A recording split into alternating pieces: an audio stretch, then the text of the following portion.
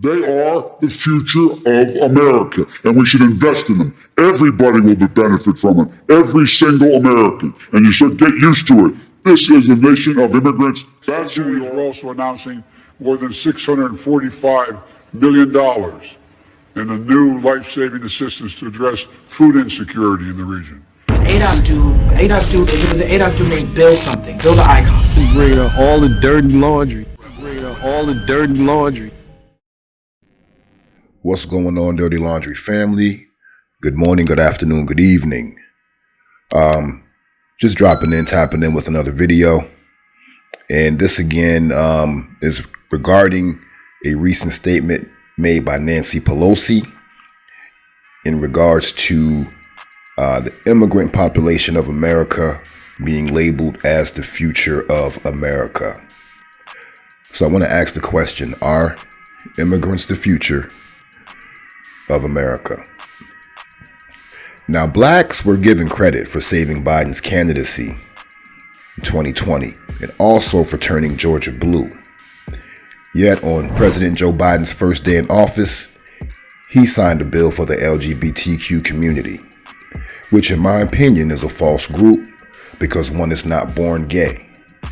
It's a choice which can be changed at any time. I mean, how can you tell if someone's gay? Not by looking at them.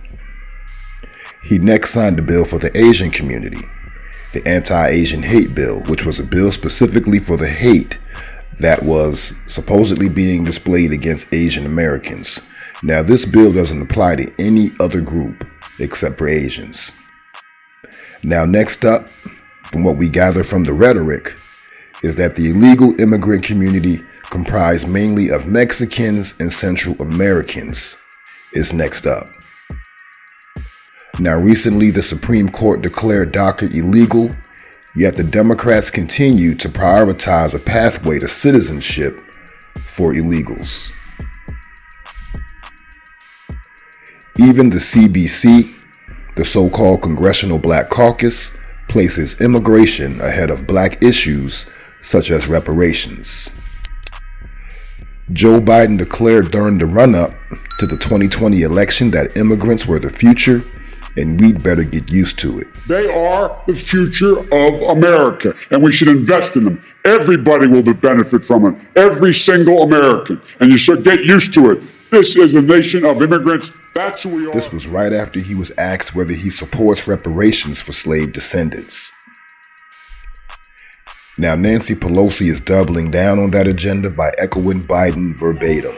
Obviously, the Latino community is the future of America.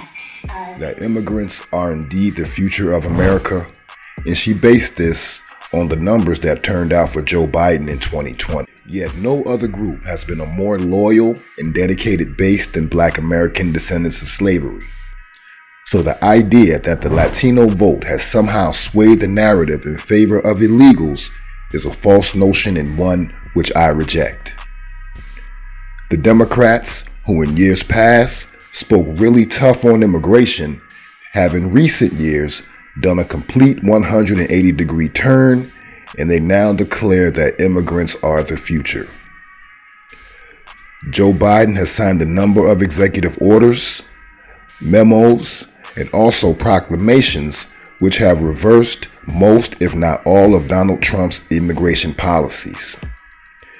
And in my opinion, this is a national security issue. So Biden has not signed any bill specifically for Black Americans, although he promised to have our backs, just as we have had his. Especially those moments, and especially those moments when this campaign was at its lowest ebb, the African American community stood up again for me.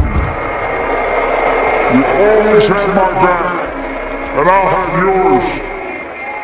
Now, we had Joe Biden's back to the tune of 87% last November, compared to 66% for Latinos. And this wasn't an anomaly. This is a trend year in and year out, and it has been that way for decades. We're going to get into that in another video, but I just wanted to highlight the verbiage, the language, The commitments being made by the Biden administration at this point in time, as opposed to the appeals, the pandering that was given to us in place of policy commitments during the run-up to the 2020 election. So with these facts in mind, Black people need to keep our eyes on the prize during the next election cycle, and we need to repay every Democratic politician with interest, pay them back for the benign neglect that we are currently experiencing and that we have been experiencing for the last 50 years. And that was in the Patrick Moynihan report, where he even suggested, in addition to ignoring Black racial issues altogether, but that focusing on Mexicans and Puerto Ricans would be something that would be very useful. And we still see this play being ran today. So we need tangibles, we need policy, we need a serious pathway to reparations, reparative justice, and a restorative or a reparative agenda for Black American descendants of slavery. We're not going to vote down ballot. We're not pulling the trigger for any Democrat. We're not pulling the trigger for Joe Biden. We have to act like we know, because the only way to get somebody's attention is to reject them in this case, especially in the political sense. If you want to pull the party, the major party that is closest to the way you're thinking, to what you're thinking, you must show them that you're capable of not voting for them. If you don't show them you're capable of not voting for them, they don't have to listen to you. I promise you that. I worked within the Democratic Party. I didn't listen or have to listen to anything on the left while I was working in the Democratic Party, because the left had nowhere to. You do not reward bad behavior with 4 more years, extra terms, and extra turns to turn your back on us. This is Dirty Laundry Media. Bill Money signing off. I'll see you on the other side.